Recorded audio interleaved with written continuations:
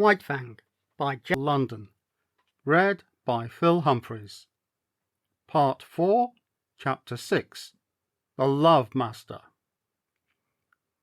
As White Fang watched Weedon Scott approach, he bristled and snarled to advertise that he would not submit to punishment.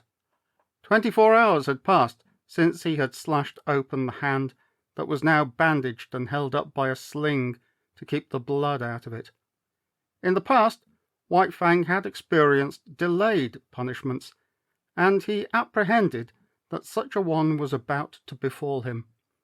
How could it be otherwise?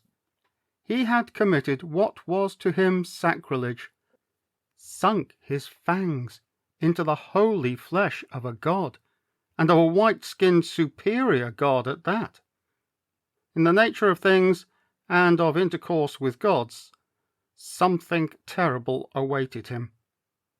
The god sat down several feet away. White Fang could see nothing dangerous in that. When the gods administered punishment, they stood on their legs. Besides, this god had no club, no whip, no firearm. And, furthermore, he himself was free. No chain nor stick bound him. He could escape into safety while the god was scrambling to his feet. In the meantime, he would wait and see. The god remained quiet, made no movement, and White Fang's snarl slowly dwindled to a growl that ebbed down in his throat and ceased. Then the god spoke, and at the first sound of his voice, the hair rose on White Fang's neck, and the growl rushed up in his throat. But the god made no hostile movement, and went on calmly talking. For a time, White Fang growled in unison with him, a correspondence of rhythm being established between growl and voice. But the god talked on interminably. He talked to White Fang as White Fang had never been talked to before. He talked softly and soothingly, with a gentleness that somehow, somewhere, touched White Fang. In spite of himself, and all the pricking warnings of his instinct, White Fang began to have confidence in this god. He had a feeling of security that was belied by all his experience with men.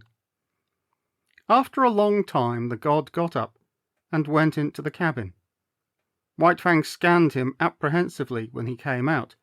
He had neither whip nor club nor weapon, nor was his uninjured hand behind his back, hiding something. He sat down as before in the same spot, several feet away. He held out a small piece of meat. White Fang pricked his ears and investigated it suspiciously, and managed to look at the same time both at the meat and at the god, alert for any overt action, his body tense and ready to spring away at the first sign of hostility. Still the punishment delayed. The god merely held near to his nose a piece of meat, and about the meat there seemed nothing wrong. Still White Fang suspected, and though the meat was proffered to him with short inviting thrusts of the hand, he refused to touch it. The gods were all wise, and there was no telling what masterful treachery lurked behind that apparently harmless piece of meat. In past experience, especially in dealing with squaws, meat and punishment had often been disastrously related. In the end, the god tossed the meat on the snow at White Fang's feet. He smelled the meat carefully, but he did not look at it. While he smelled it, he kept his eyes on the god. Nothing happened. He took the meat into his mouth and swallowed it.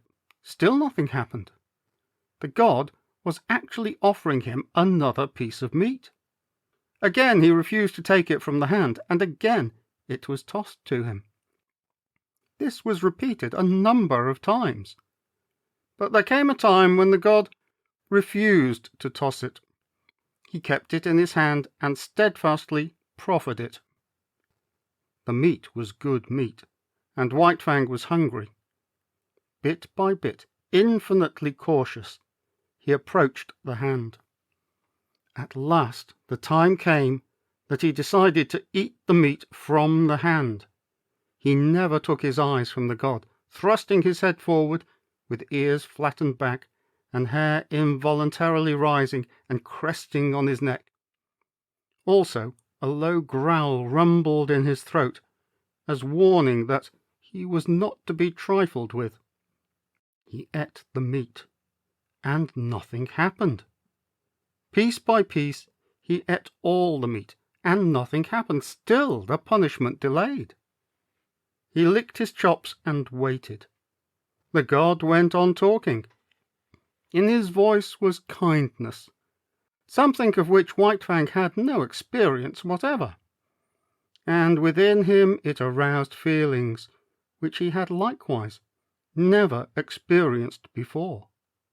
He was aware of a certain strange satisfaction, as though some need were being gratified, as though some void in his being were being filled. Then again came the prod of his instinct, and the warning of past experience.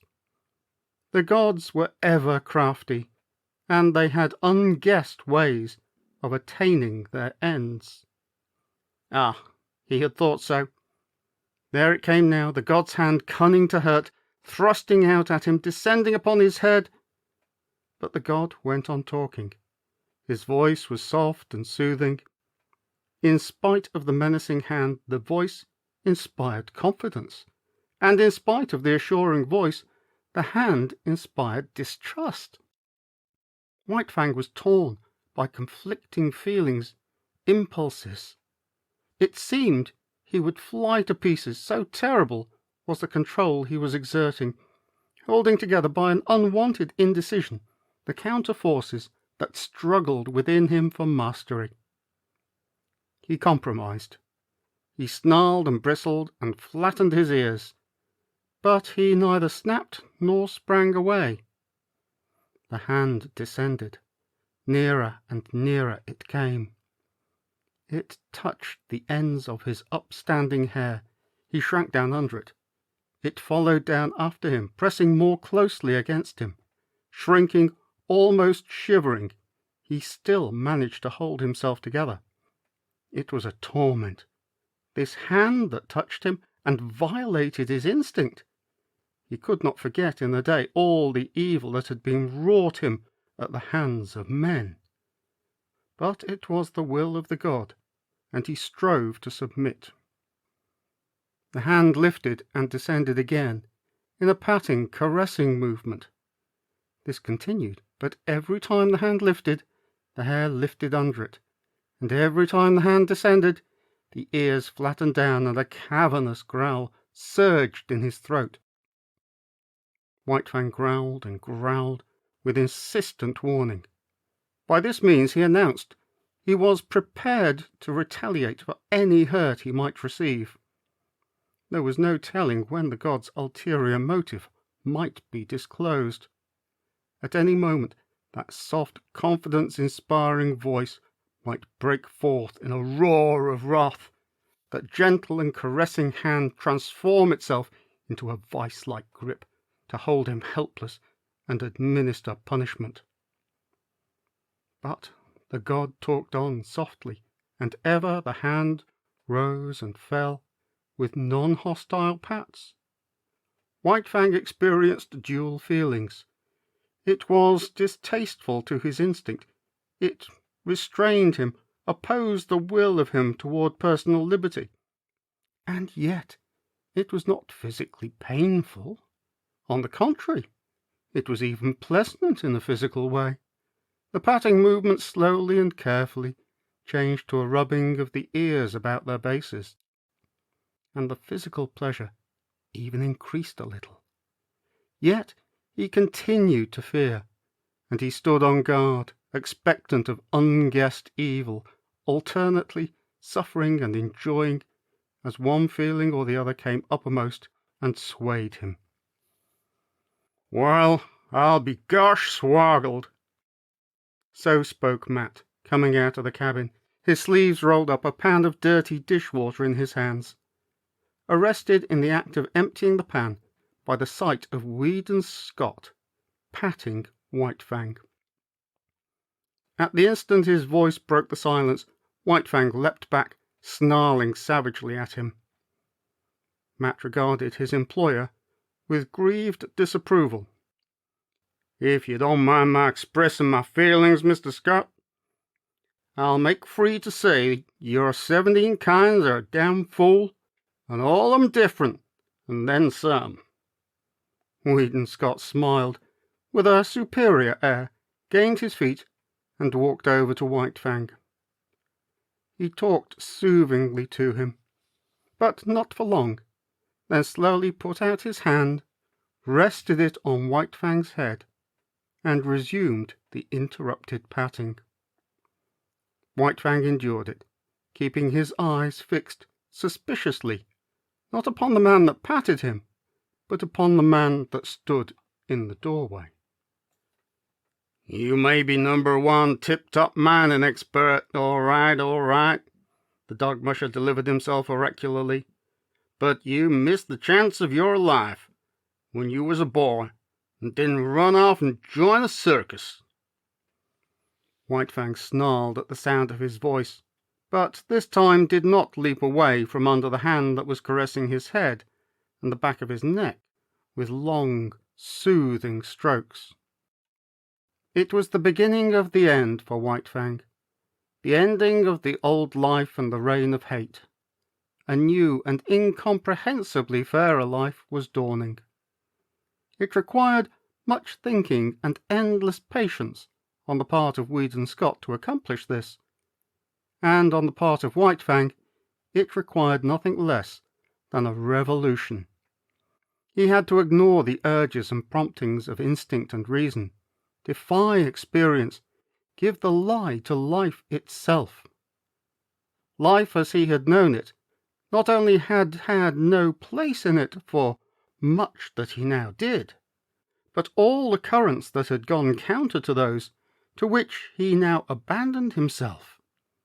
In short, when all things were considered, he had to achieve an orientation far vaster than the one he had achieved at the time he came voluntarily in from the wild and accepted Grey Beaver as his lord. At that time he was a mere puppy, soft from the making, without form, ready for the thumb of circumstance to begin its work upon him. But now it was different. The thumb of circumstance had done its work only too well. By it he had been formed and hardened into the fighting wolf, fierce and implacable, unloving and unlovable. To accomplish the change was like a reflux of being, and this when the plasticity of youth was no longer his, when the fibre of him had become tough and knotty, when the warp and the woof of him had made him an adamantine texture, harsh and unyielding, when the face of his spirit had become iron, and all his instincts and axioms had crystallized into a set of rules, cautions, dislikes, and desires.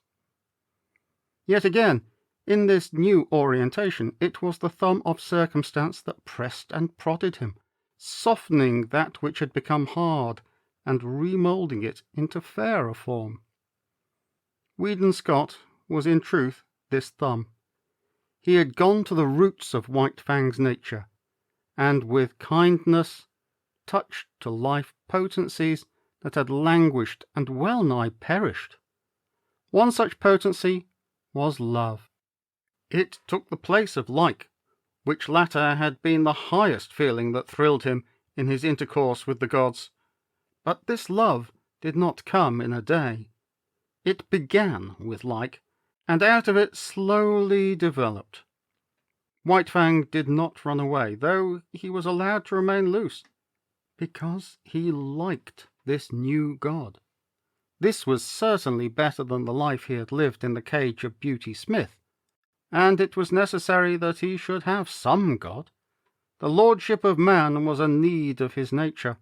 The seal of his dependence on man had been set upon him in that early day when he turned his back on the wild and crawled to Grey Beaver's feet to receive the expected beating.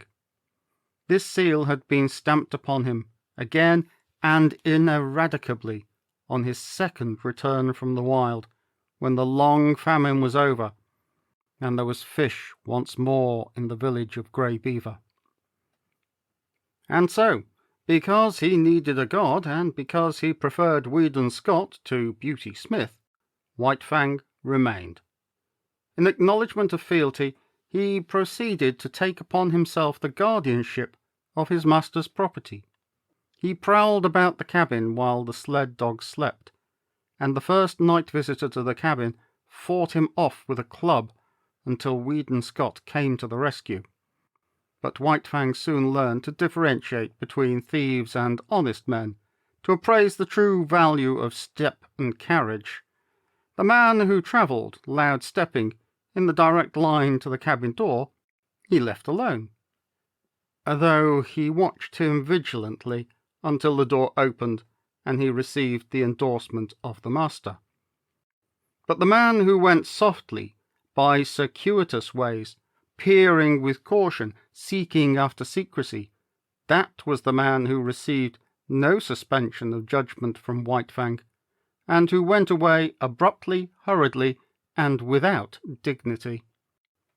Weedon Scott had set himself the task of redeeming White Fang, or rather, of redeeming mankind from the wrong it had done White Fang. It was a matter of principle and conscience. He felt that the ill done White Fang was a debt incurred by man that must be repaid. So he went out of his way to be especially kind to the fighting wolf. Each day he made it a point to caress and pet White Fang, and to do it at length. At first suspicious and hostile, White Fang grew to like this petting. But there was one thing that he never outgrew: his growling. Growl he would, from the moment the petting began till it ended. But it was a growl with a new note in it. A stranger could not hear this note, and to such a stranger the growling of White Fang was an exhibition of primordial savagery, nerve-racking and blood-curdling. But White Fang's throat had become harsh-fibred from the making of ferocious sounds through the many years since his first rasp of anger in the lair of his cubhood, and he could not soften the sounds of that throat now to express the gentleness he felt. Nevertheless, Weedon Scott's ear and sympathy were fine enough to catch the new note, all but drowned in the fierceness, the note that was the faintest hint of a croon of content, and that none but he could hear. As the days went by, the evolution of like into love was accelerated. White Fang himself began to grow aware of it, though in his consciousness he knew not what love was. It manifested itself to him as a void in his being, a hungry, aching, yearning void that clamoured to be filled. It was a pain and an unrest, and it received easement only by the touch of the new god's presence. At such times, love was joy to him, a wild, keen, thrilling satisfaction, and when, away from his god, the pain and the unrest returned, the void in him sprang up and pressed against him with its emptiness, and the hunger gnawed and gnawed unceasingly. White Fang was in the process of finding himself. In spite of the maturity of his years, and of the savage rigidity of the mould that had formed him, his nature was undergoing an expansion. There was a burgeoning within him of strange feelings and unwanted impulses. His old code of conduct was changing. In the past he had liked comfort and surcease from pain, disliked discomfort and pain, and he had adjusted his actions accordingly. But now it was different. Because of this new feeling within him, he ofttimes elected discomfort and pain for the sake of his God. Thus, in the early morning, instead of roaming and foraging, or lying in a sheltered nook, he would wait hours on the cheerless cabin stoop for a sight of the god's face. At night, when the god returned home, White Fang would leave the warm sleeping place he had burrowed in the snow in order to receive the friendly snap of fingers and the word of greeting. Meat, even meat itself, he would forego to be with his god, to receive a caress from him, or to accompany him down into the town. Like had been replaced by love, and love was the plummet dropped down into the deeps of him, where like had never gone. And responsive out of his deeps had come the new thing, love. That which was given unto him did he return. This was a god indeed, a love god, a warm, radiant god, in whose light White Fang's nature expanded as a flower expands under the sun. But White Fang was not demonstrative. He was too old, too firmly moulded to become adept at expressing himself in new ways.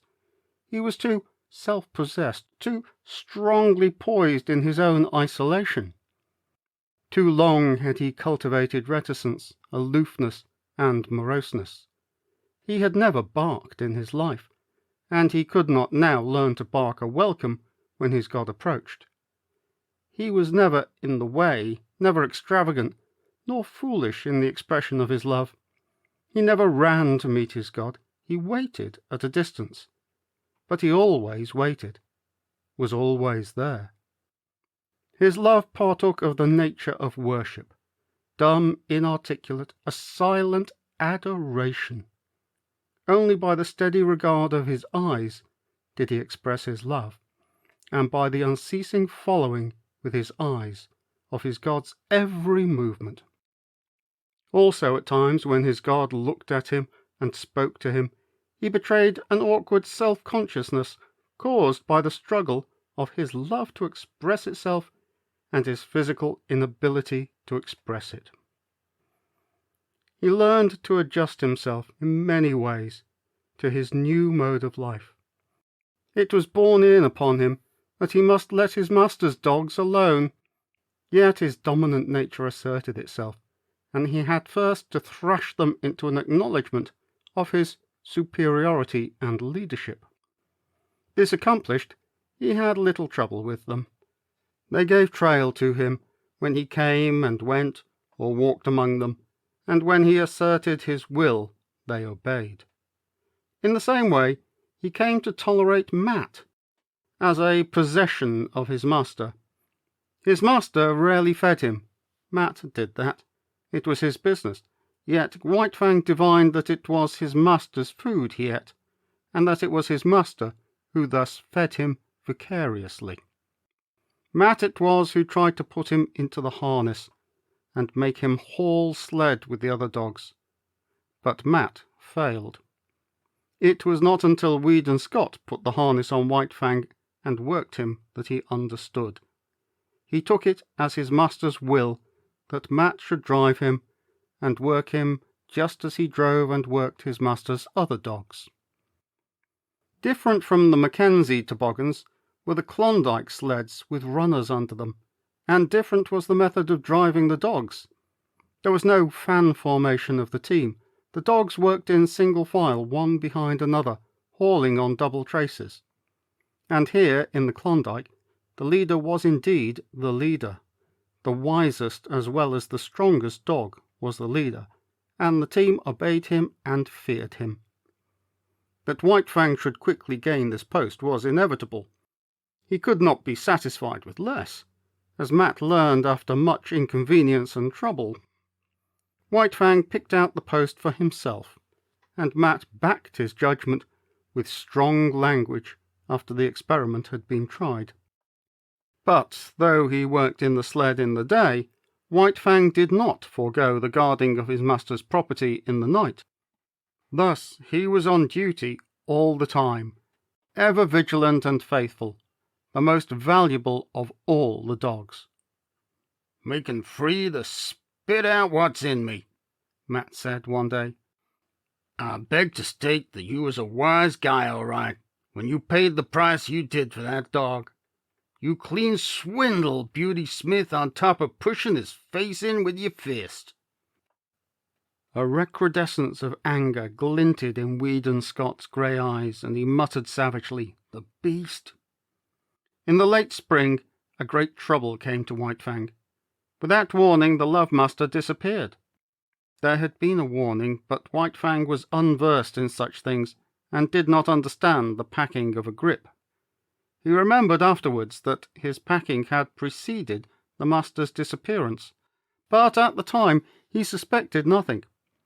That night he waited for his master to return. At midnight the chill wind that blew drove him to shelter at the rear of the cabin. There he drowsed, only half asleep, his ears keyed for the first sound of the familiar step. But at 2 a.m, his anxiety drove him out to the cold front stoop, where he crouched and waited. But no master came. In the morning the door opened and Matt stepped outside. White Fang gazed at him wistfully. There was no common speech by which he might learn what he wanted to know. The days came and went, but never the master. White Fang, who had never known sickness in his life, became sick. He became very sick, so sick that Matt was finally compelled to bring him inside the cabin. Also, in writing to his employer, Matt devoted a postscript to White Fang. Weedon Scott, reading the letter down in Circle City, came upon the following. "That damn wolf won't work, won't eat, ain't got no spunk left. All the dogs is licking him. Wants to know what has become of you, and I don't know how to tell him. Maybe he's gonna die." It was as Matt had said. White Fang had ceased eating, lost heart, and allowed every dog of the team to thrash him. In the cabin, he lay on the floor near the stove, without interest in food, in Matt, nor in life. Matt might talk gently to him, or swear at him. It was all the same. He never did more than turn his dull eyes upon the man, then drop his head back to its customary position on his forepaws.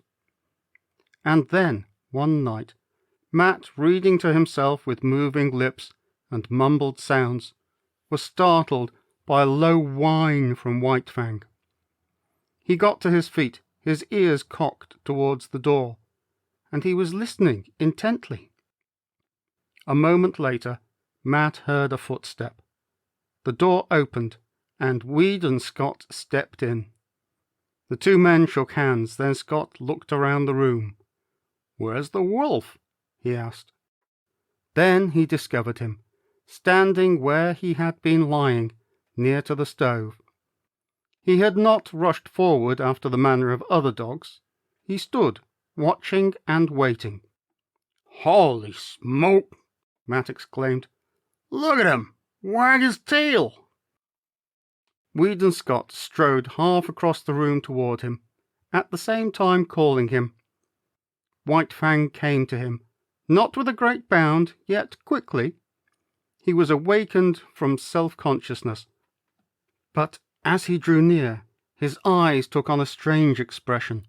Something, an incommunicable vastness of feeling, rose up in his eyes as a light and shone forth.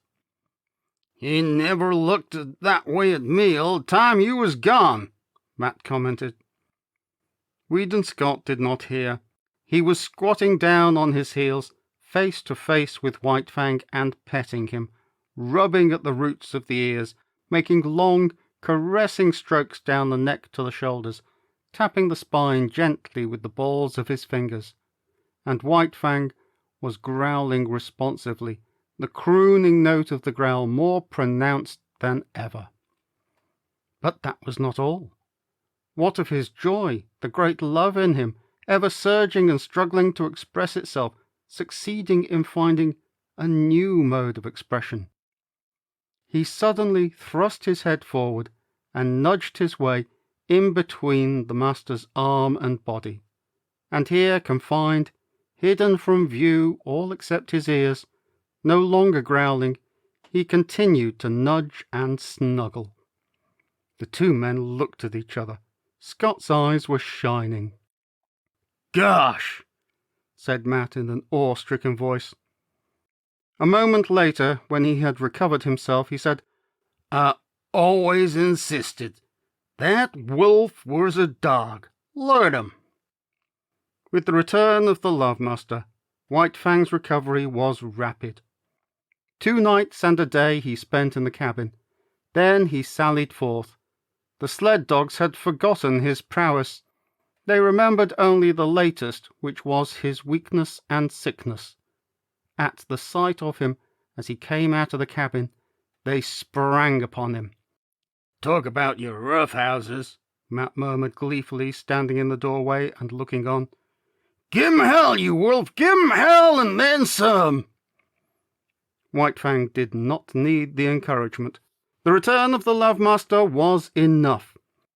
Life was flowing through him again, splendid and indomitable. He fought from sheer joy, finding in it an expression of much that he felt, and that otherwise was without speech. There could be but one ending. The team dispersed in ignominious defeat, but it was not until after dark that the dogs came sneaking back, one by one, by meekness and humility signifying their fealty to White Fang. Having learned to snuggle, White Fang was guilty of it often. It was the final word. He could not go beyond it. The one thing of which he had always been particularly jealous was his head. He had always disliked to have it touched. It was the wild in him, the fear of hurt and of the trap, that had given rise to the panicky impulses to avoid contacts. It was the mandate of his instinct that his head must be free. And now, with the Love Master, his snuggling was the deliberate act of putting himself into a position of hopeless helplessness. It was an expression of perfect confidence, of absolute self-surrender, as though he had said, "I put myself into thy hands. Work thou thy will within me." One night, not long after the return, Scott and Matt sat at a game of cribbage, preliminary to going to bed. 15-2 and 15-4 and pair makes 6. Matt was pegging up, but there was an outcry and a sound of snarling without. They looked at each other as they started to rise to their feet. "The wolf's nailed somebody," Matt said. A wild scream of fear and anguish hastened them. "Bring a light," Scott shouted as he sprang outside. Matt followed with the lamp, and by its light they saw a man lying on his back in the snow. His arms were folded one above the other across his face and throat. Thus he was trying to shield himself from White Fang's teeth, and there was need for it. White Fang was in a rage, wickedly making his attack on the most vulnerable spot, from shoulder to wrist of the crossed arms. The coat-sleeve, blue flannel shirt and undershirt were ripped in rags, while the arms themselves were terribly slashed and streaming blood. All this the two men saw in the first instant. The next instant, Weedon Scott had White Fang by the throat and was dragging him clear. White Fang struggled and snarled, but made no attempt to bite, while he quickly quietened down at a sharp word from his master. Matt helped the man to his feet. As he arose, he lowered his crossed arms, exposing the bestial face of Beauty Smith. The dog musher let go of him precipitately, with action similar to that of a man who has picked up a live fire. Beauty Smith blinked in the lamplight and looked about him. He caught sight of White Fang, and terror rushed into his face. At the same moment, Matt noticed 2 objects lying in the snow. He held the lamp close to them, indicating them with his toe for his employer's benefit. A steel dog chain and a stout club. Weedon Scott saw and nodded. Not a word was spoken. The dog musher laid his hand on Beauty Smith's shoulder and faced him the right about. No word needed to be spoken. Beauty Smith started. In the meantime, the Love Master was patting White Fang and talking to him. "Tried to steal you, eh? And you wouldn't have it. Well, well. He made a mistake, didn't he? Must have thought he had hold of 17 devils." The dog musher sniggered. White Fang, still wrought up and bristling, growled and growled, the hair slowly lying down, the crooning note remote and dim, but growing in his throat.